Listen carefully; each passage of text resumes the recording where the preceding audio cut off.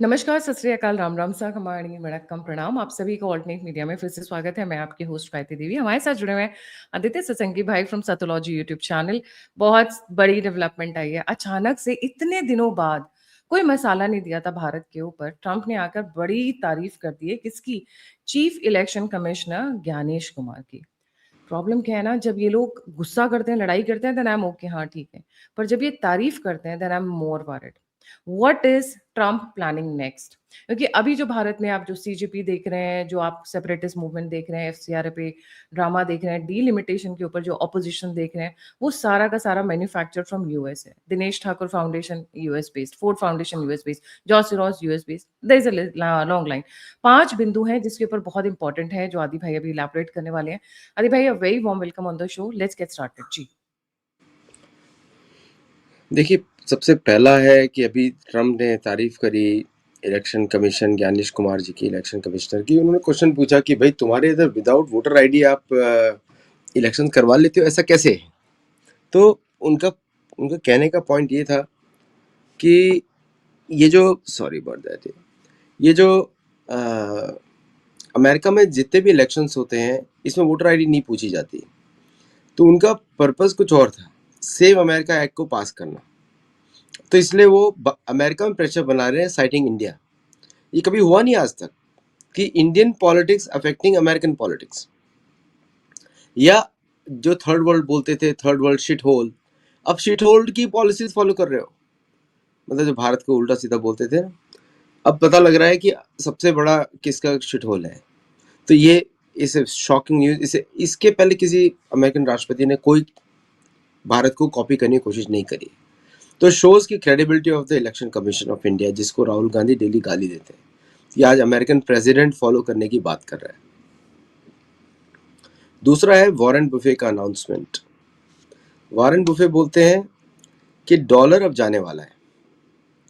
अब Warren Buffett का statement है, तो रिचेस्ट मैं मैन भी इन वर्ल्ड जो थे एक हाँ टाइम पे। बोलते हैं रिजर्व करेंसी जाने वाला है, तो वी विल फोकस ऑन, हम अभी इन्वेस्टमेंट नहीं करेंगे अमेरिका में।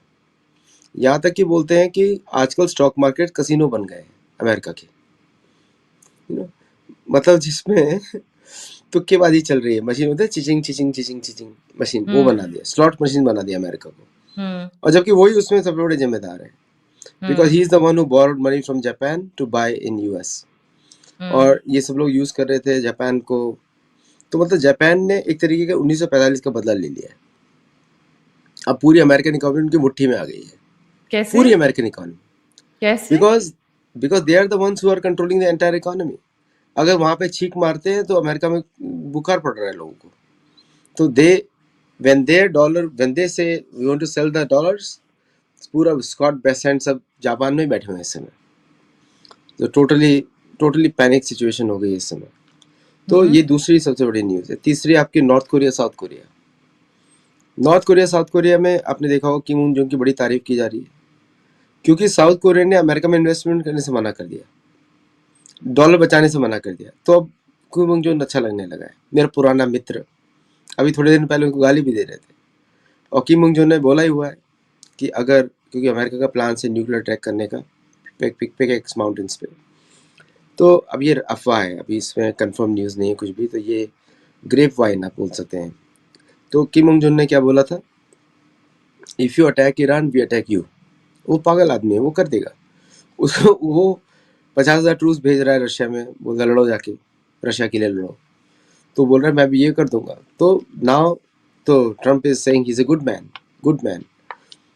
तो साउथ कोरिया की हैप्पी बर्थडे हो रही है। तो साउथ कोरिया आपको पता ही होगा, 2 बकेट थ्योरीज, जैसे कि south Korea versus north Korea created by USA, Taiwan versus China created by USA, India Pakistan. India Pakistan and also India China created by the USA.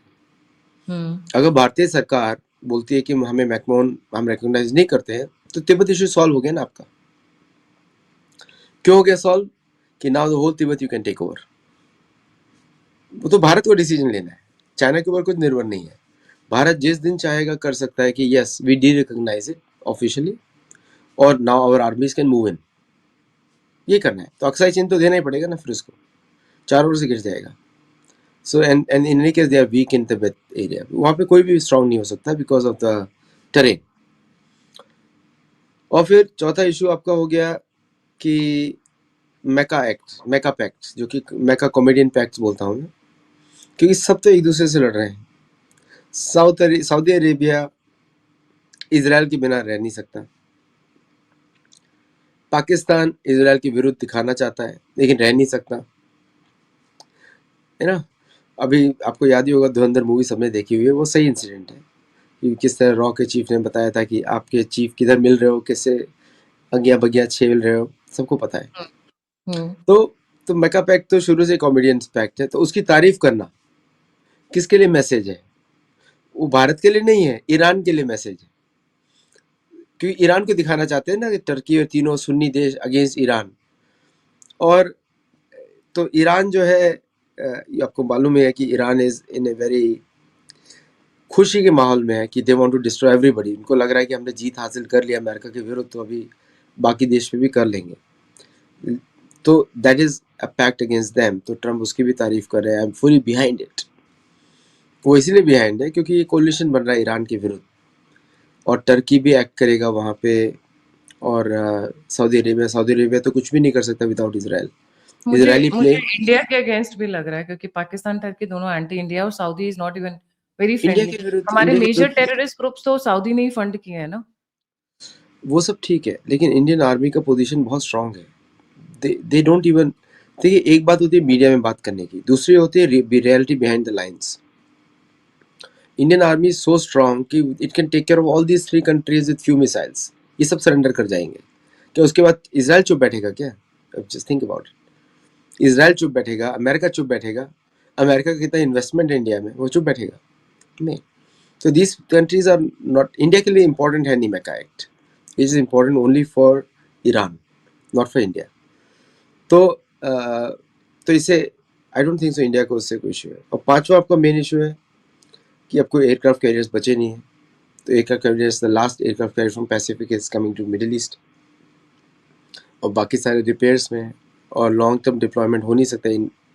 हम सब ने ड्रॉबैक्स देख लिया एयरक्राफ्ट कैरियर का. You can't deploy long term.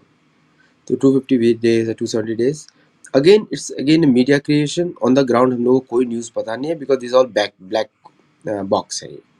But nonetheless हम वो उड़ती हुई रिपोर्ट्स के ऊपर हम बात कर रहे हैं, जो कि चाइनीज इंटेलिजेंस फैला रही है, by the way. Okay, so we don't know the reality, but still aircraft carriers are being circulated. और अमेरिका अपने बेस को पीछे लेके जा रहा है. Mean they are coming to Diego Garcia because there is no base left in Middle East. खाली हो गया वहां से सारा.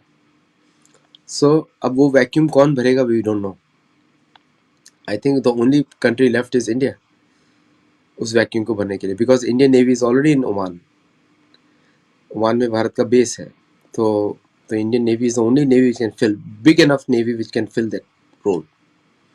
लेकिन भारत चाहेगा नहीं चाहेगा, I don't know. That is a different issue all together. Yes. So 3 points हो गए. 5 हो गए ना. Navy, South Korea, North Korea, मैका, Warren Buffett, and Trump praising India. तो ये प्रेस क्यों कर रहे हैं? अभी एक नया झमेला क्या करने वाले हैं? नहीं, नया नहीं. अब बताया ना, सेव अमेरिका एक्ट को पास करने के लिए. सेव अमेरिका एक्ट में voter ID is important in elections. आजकल अमेरिका में कोई वोटर आईडी नहीं पूछता है. कोई भी आके वोट कर देगा. इनफैक्ट आईडी भी पूछना अलाउड नहीं है. एक बार वोट करें, 4 बार वोट करें, कोई फर्क नहीं पड़ता है, क्योंकि जहां मन करे वहां वोट करें. आई don't know how they track it. I don't understand it. क्योंकि मैं यहाँ पे इलेक्शन ऑफिसर भी रहा हूँ, तो मुझे पता नहीं कैसे ट्रैक करते. Is none of our business.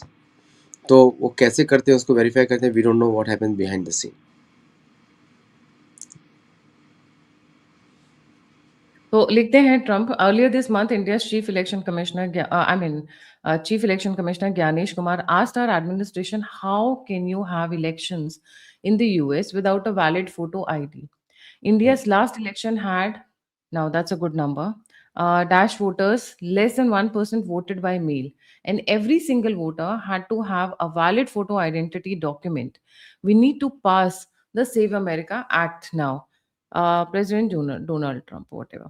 Now the thing is that आदि भाई, इनको ये अचानक से फोटो आईडी की जरूरत क्यों? अभी तक जो चल रहा था उसी को क्यों नहीं चलने दे रहे हैं?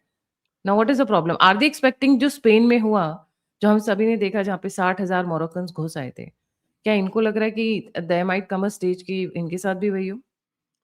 नहीं, देखिए कितना वोटर्स धांधलेबाजी हुई है कैलिफोर्निया में, हर जगह आपने देखा ही था 2020 इलेक्शंस में। तो voter ID is a must, मेरे हिसाब से भी होना चाहिए। अब ये एक ऐसा डेमोक्रेसी है जहाँ पे there is no centralize body for election commission, ऐसा कुछ है नहीं, सब स्टेट्स के ऊपर है। और ये एक ऐसा इलेक्शन बॉडी है जहाँ पे अभी भी paper ballets is more important than anything else. तो मशीन से भी आप पेपर प्रिंट करते हो, फिर बॉक्स में डालते हो। Okay, so it's a very archaic old system. अब वो वोटर इंटीग्रिटी कैसे इंश्योर होगा, वो कोई भी पॉलिटिशियन करना नहीं चाहता है, because then they will lose their vote. इसलिए मैं बार बार बोलता हूँ कि जो पॉपुलेशन ये डिक्लेयर करते हैं वो एक्चुअली में है नहीं। क्योंकि अगर पॉपुलेशन कम हो रही है या लोग कम हैं या इलीगल्स ज़्यादा हैं, तो इलीगल्स कैसे वोट करेंगे अंदर जाके? तो कोई भी कर सकता है वोट आज के समय में। तो और मेलर बैलेट तो कहीं से भी डाल सकते हैं। आपको याद होगा ओबामा के समय में पाकिस्तानियों ने वोट्स किया था अमेरिका में, पाकिस्तान में बैठ के। Thousands of Pakistanis were voting in American elections, और डेटा को छुपा दिया गया। सो इस तरह might be there are other nationalities also, किसी को पता नहीं है। इनफैक्ट आपको पता है सोशल मीडिया जो अमेरिका में anti Hindu anti India social media America में सारा पाकिस्तानी लोग चला रहे हैं। जिन्होंने एक केस हुआ था जहाँ पे एक इंडियन डॉक्टर को भी पकड़ा था। ये become very beautiful women on the social media, और सारे नेटिव अमेरिकन, सारे जो रिपब्लिकन्स को बात करने शुरू कर दिया। So and is just a doctor. तो उसने उसने तो एक मजाक किया था, he told this is satire. अब यहाँ के लोगों का आईक्यू ऐसा लेवल है कि उसने लोगों को बोला कि रियल है, एंड उसने ऐसा ही बिहेव किया जैसे वो अमेरिकन वुमेन करती है ऑन द सोशल मीडिया। तो they are trying to see all these things कि अभी विद द ग्लोबलाइजेशन की American economy is open to influence on all sides, सब तरफ से। तो उसको कंट्रोल करने के लिए कि इलेक्शंस में एटलीस्ट सिर्फ अमेरिकन वोट करें, सिटीजन्स वोट करें, सिटीजन के अलावा बाकी सब वोट करके चले जा रहे हैं। Is he ये ऐसा हो गया afraid कि he's going to is he afraid he's going to lose the next elections and that is why he started preparing for that? देखिए अमेरिकन इलेक्शन सिस्टम थोड़ा अलग होता है, भारत के हिसाब जैसा नहीं होता। अमेरिकन इलेक्शन में पैसा is more important than votes. Anyone who raises more money wins the election, बड़ा सिंपल रूल है। तो अगर किसी ने $6 मिलियन का इलेक्शन कैंपेन रना है, किसी ने 8 का लगाया, तो प्रोबेबिलिटी ऑफ विनिंग $8 मिलियन का है is more than the 6 million का। तो इसलिए पर वोट का कॉस्ट होता है। जैसे पर वोट पे का कॉस्ट होगा, अगर 10,000 लोग हैं तो पर वोट का कॉस्ट होगा $5, $6, ऐसे होता है। सो मुझे लगता है कि Republicans have raise more money, उनके ज़्यादा पैसा है। प्लस यू नेवर नो, आपको बताइए कि Trump can fund the candidates. इतना पैसा कमाए बिलियंस ऑफ डॉलर्स, उसके लिए $200 मिलियन डाल देगा, क्या फ़र्क पड़ता है? अभी वॉरेन बफेट ने कहा ना कि stock market has become a casino, इसीलिए तो बोला। उसको दोनों अलग अलग इश्यूज हैं। वो उन्होंने स्टॉक मार्केट, क्योंकि Warren Buffett is a clear investor, वो ट्रेडिशनल इन्वेस्टर है। वो उनको मालूम है कि अमेरिकन बुक्स क्या है, कि what are the actual profit earning for a company, P/E ratio क्या है। तो he is saying purely on mathematical grounds, investment grounds. ये जो ट्रम्प का जो इलेक्शन साइकिल है ये अलग है। इन्होंने पैसा बनाया है World Liberty Financials, crypto coins, और very after he became the president, है ना, वहाँ से पैसा बनाया। तो इसलिए इसका मतलब ये है कि इसलिए उन्होंने बोला कसिनो बन गया है, because we don't know who is washing the money. कौन उधर धो रहा है अपना गंदा पैसा ला के, फिर वहाँ से निकाल रहा है। और एवरी वीक आपको मालूम है पहले क्या सीन ट्रेंड था, थर्सडे को वॉर, सैटरडे को वॉर, संडे तक पीसीज फायर, मंडे को फिर मार्केट्स खुलेंगे, ट्यूसडे को everybody will make money, Wednesday पे वापस वॉर शुरू। You have gone through that 4 month cycle ना, billions of dollars have been changed. तो उसमें कोई ट्रेडिशनल इन्वेस्टर तो नहीं इन्वेस्ट करेगा। Traditional investor is going to focus on, अभी बाकी बड़ी बड़ी कंपनीज बोल रही हैं एआई इज ए बबल। अब बताइए सारी इंडस्ट्रीज है लेकिन पैसा ओनली एआई रेज कर रहा है, nobody else is raising money। तो it's not, it's unrealistic situation. क्योंकि खाना तो कोई खाएगा ना, फूड का क्या होगा, हाउसिंग में क्या है इन्वेस्टमेंट है। तो तो देयर इज नथिंग। आजकल रियल एस्टेट कंपनी बोलते हैं हम एआई कंपनी है, आजकल फूड प्रोडक्शन वाली कंपनी बोलते हैं हम एआई कंपनी है। तो उन्होंने क्या एआई बात का मजाक बना दिया इसमें। मज़ाक बना दिया है। जी। सो कमिंग बैक टू तो मतलब ये पूरा अपना इलेक्शन सिस्टम ओवरहॉल करना चाहते हैं। इसलिए भारत की अभी तारीफ शुरू की है कि वहाँ से इंस्पिरेशन लेके इधर अपने यहाँ पे भी वो सिस्टम लॉन्च करें। Sergio Gor by the way met election commissioner couple of days back और इन्होंने मीटिंग की और वहाँ से शायद ये लोग ही is trying to understand how does India work when it comes to election system. क्योंकि we are the largest democracy, biggest one. मतलब 646 मिलियन वोटर्स का और हर किसी का आईडी लेना और हर किसी के आधार कार्ड होना, देन इलेक्शन कार्ड होना, वोटर कार्ड होना, सबका थंब प्रिंट लेना, फेस की सिस्टम्स, बायोमेट्रिक्स को स्कैन करना, it's not an easy job. हम भारत में रहते हैं, क्या है ना, घर की मुर्गी दाल बराबर, in a very simple term. So we don't value the things. अच्छा आदि भाई, एक एक चीज़ पूछना चाहूँगी, आपको सुबह-सुबह अखबार मिल जाता है यूएस में? आप तो बड़ी जगह रहते हैं। अखबार, चाय ये सब मिलती है आपको सुबह-सुबह या नहीं? अरे भाई दिमाग मेरा परेशान मत करो। ये मैं आप लोग देख सब मेनू बताते रहते हो, कहीं वड़ा पाव का ये खा रहे हो वो खा रहे हो, मैं यहाँ पे तरसता रहता हूँ। वही मैं कह रही हूँ व्यूअर्स को कि दूर के ढोल सुहावने, we have the best system, the best government and the best atmosphere. Don't lose the better for best. कभी बेस्ट होता नहीं है लाइफ में, there is nothing called perfect. नहीं, तो कंप्लेन करने की आदत मैं अब थोड़ा एक पॉइंट ऐड करूंगा कि भारत में जब लोग रहते हैं ना उनको देखिए हमारा एक समय था जब हम लोग को इधर आना पड़ा, there was no options in India. तो वो समय चला गया, लेकिन क्या है, हम बहुत कंप्लेन बहुत करते हैं भारत में हर चीज के ऊपर कि हाँ, ये भारत में ये नहीं चल रहा है वो नहीं चल रहा है। आप अमेरिका के देखोगे तो पता लगेगा ना क्या नहीं चल रहा है।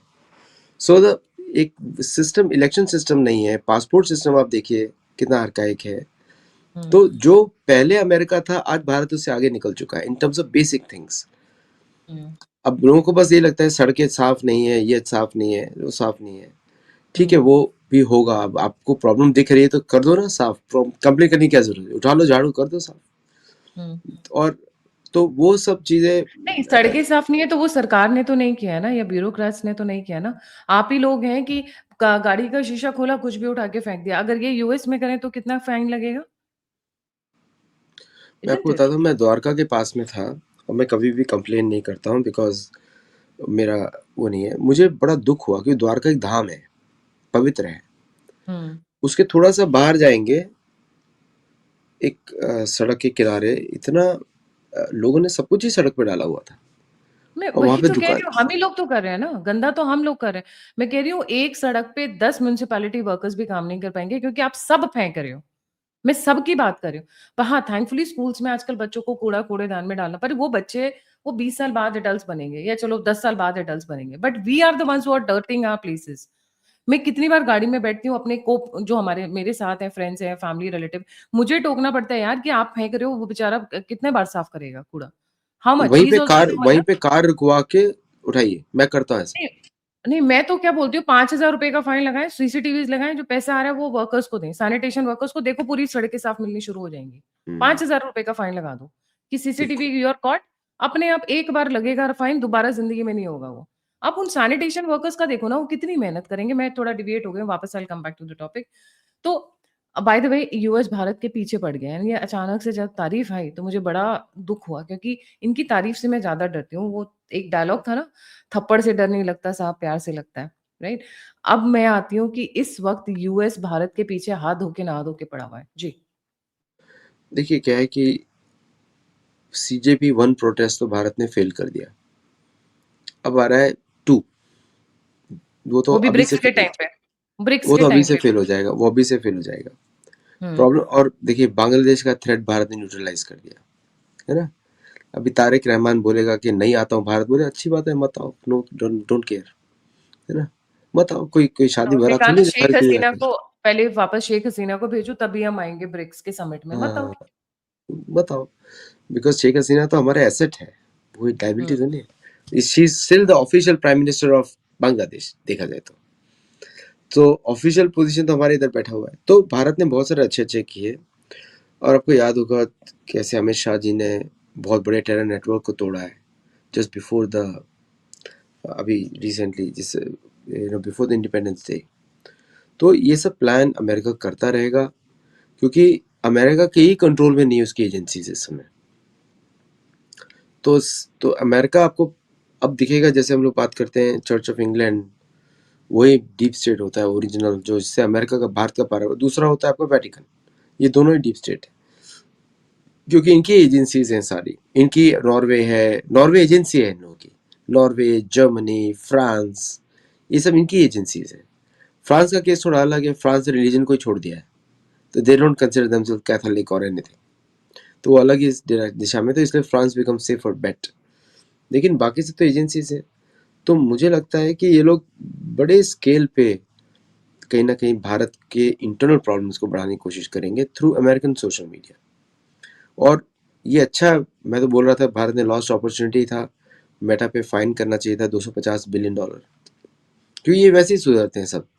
अब जैसे ट्रम्प बोल रहा है, यूरोप को धमकी दे रहा है कि मैं तुम्हारी सब बत्तियां, तेल वेल सब बंद कर दूंगा, है ना, क्योंकि आप मेरे मेटा को बैन कर रहे हो। इतना मेटा से लगाव कैसे आ गया ट्रम्प को? क्योंकि these are state agencies of America. तो भारत को भी देखना पड़ेगा कि जितना भी आप उपद्रवी इस तरफ देखते हैं वो सब अमेरिका से ही आ रहा है, हर तरफ से। एक तरफ से तो एक अच्छा अमेरिका भी, जो आप मेरी बात अभी सुन रहे थे, नेटिव अमेरिकन से बड़ा अच्छा अमेरिका भी है। और लेकिन दूसरी तरफ जो गवर्नमेंट अमेरिका है वो अलग अमेरिका है, वो डीप स्टेट के उसके प्रॉफिट मोटिव्स है। किस तरह भारत के अंदर डेवलपमेंट को स्टॉप करना, किस तरह भारत की ग्रोथ को रोक देना, किस तरह भारत की नेवी एक्सपेंशन नहीं होनी चाहिए, ये सब प्लान के। सो दैट्स वाई उनका काम है कि बीजेपी गवर्नमेंट को उखाड़ के बाहर फेंकना। और वंदे मातरम में आपको बताइए, जैसे अब लोग भारतीय मीडिया में बोल रहे हैं कि अरे मोदी जी ने वॉशिंगटन वो मॉनसून सत्र बह गया। अरे भाई 12 में से 11 तो पास कर दिए, बाहर कैसे गया? और एक इशू पे तो अभी दिमागी नक्सल दिखा दिया उन्होंने बाहर। इसे total victory for BJP. Special session लग रहा है कि आ रहा है, विंटर तक वेट नहीं करेंगे वो। व्हाट आई एम सेइंग, पूरा तो विक्ट्री हो गया, 100% विक्ट्री। अभी बताइए 12 में से 11 मार्क मिले तो इसको लॉस बोलेंगे, हार बोलेंगे? I don't know what people are reading. तो मैं देख रहा था सारा मीडिया में सब लोग बोल रहे थे हार, अरे जीत गए वो सारा चीज। और एफसीआरए को उन्होंने जेपीसी में डाला है, इधर उसको रद्द नहीं किया है। नहीं, उस पे और क्रिश्चियन एफसीआर, मिशनरी बोले हैं कि जेपी से भी निकाल के उसको नदारद करो, मतलब बिल्कुल नहीं इंट्रोड्यूस होगा। अरे अभी सब इतना कुछ क्या चेंज, डर लग रहा है? आप लोग तो धर्म का मतलब रिलीजन का काम कर रहे हो, नहीं धर्म कुछ का काम गलत नहीं कर काम रहे, करने रिजीम चेंजिंग का काम कर रहे हैं। रिजीम चेंजिंग का काम कर रहे हो, देखिए इसीलिए। Catholicism is a regime changing tool, hmm it's the first act of A. America के 3 टॉप एक्सपोर्ट्स होते हैं, regime changing, democracy and US dollar, तीनों ही खतरे में हैं। हम्म So they want to convert the people so that they acquire the land in the name of God, church, God के नाम पे खुद यूज करेंगे। अफ्रीका में क्या, आप तो अफ्रीका का बहुत एक्सपीरियंस है, क्या करते हैं चर्च, बताइए लोगों को?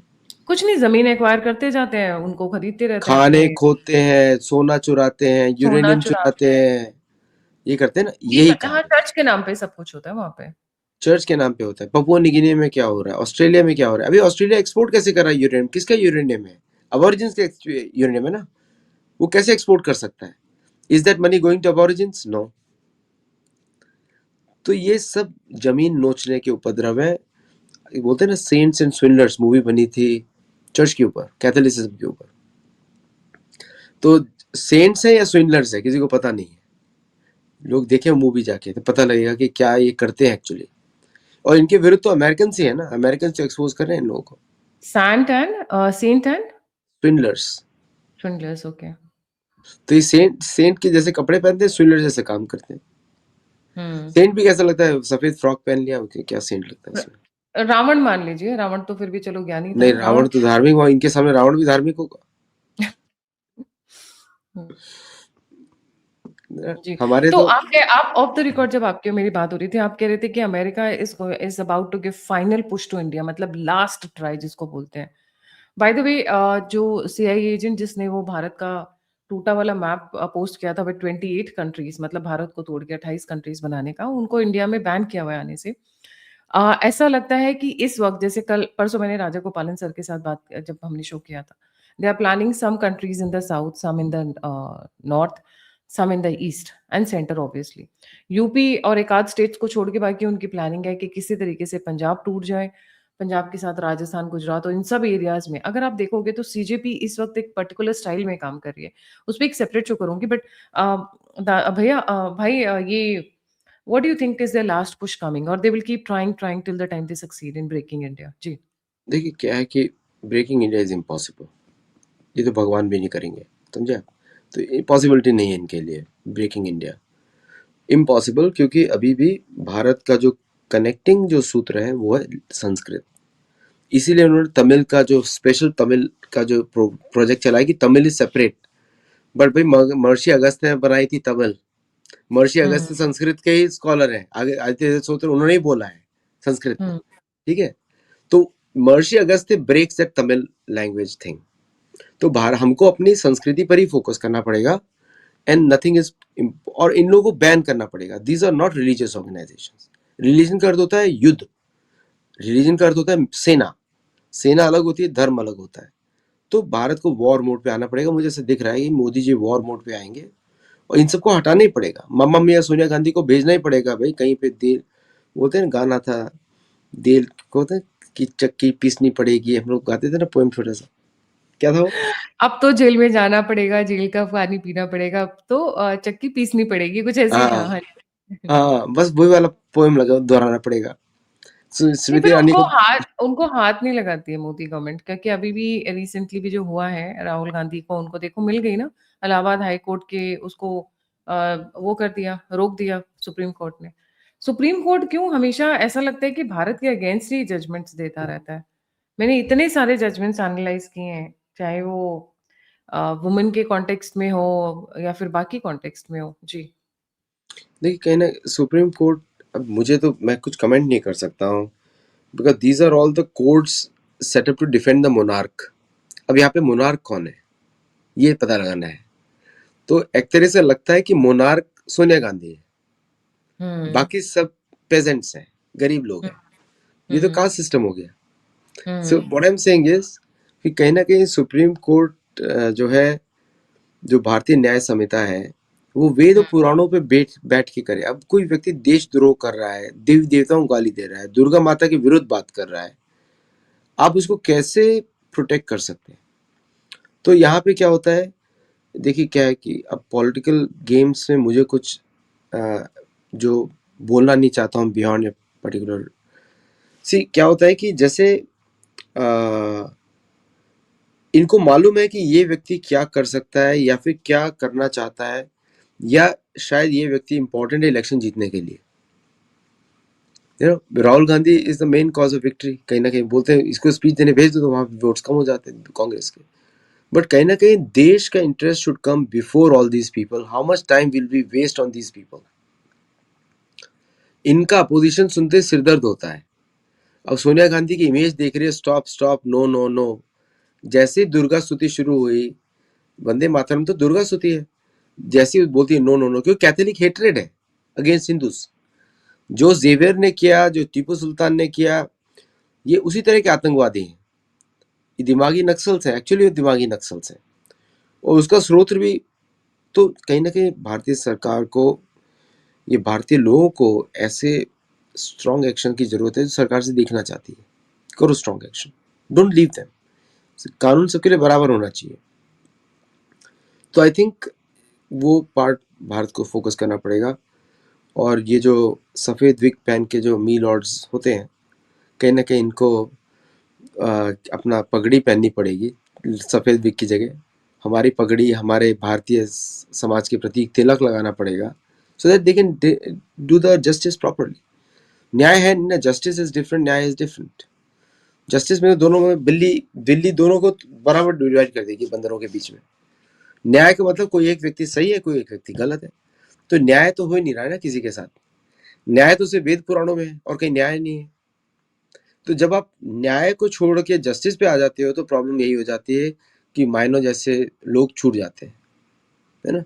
माइनो और टेरेसा जैसे लोग छूट जाते हैं और ये सफेद फ्रॉक के लोग बढ़ जाते हैं। सो द पॉइंट इज कि कहीं ना कहीं सरकार को ध्यान देना पड़ेगा। सरकार ने तो बहुत काम किए और हम्म उन्होंने न्याय संहिता भी लेकर आए हैं, दंड संहिता भी नहीं लेकर आए हैं। हम्म तो अब ये जो एडवोकेट सिस्टम है कि न्याय बिकता है इस समय। कुछ लोग अफोर्ड कर पाते हैं, वो बच जाते हैं, जो अफोर्ड नहीं कर पाते हैं वो बिक जाते हैं, वो बेचारे हार जाते हैं. So that price factor needs to be removed from the न्याय. जी. So coming to the last push, what is the last push you are expecting that US will give to India? जी. उनके गेम्स कांग्रेस पार्टी के through चलेंगे, तो you'll see more action from their side और आम आदमी party, क्योंकि वो लड़ नहीं सकते, सेनाओं से नहीं लड़ सकते, सो सेना को टच नहीं करेंगे. वहां पे एक्सरसाइज चल रही है by the way. US Indian forces are jointly doing exercise in bay of Bengal, और यहाँ पे चल रहा है ये सब गड़बड़. तो दोहरा फेस में आपको जब दो मुंह का जो सांप होता है ना, दोनों मुंह को एक साथ काटना पड़ता है, नहीं तो एक काट लेगा आपको. तो भारतीय सरकार को देखना पड़ेगा कौन सा मुंह दोनों को एक साथ कैसे काटे.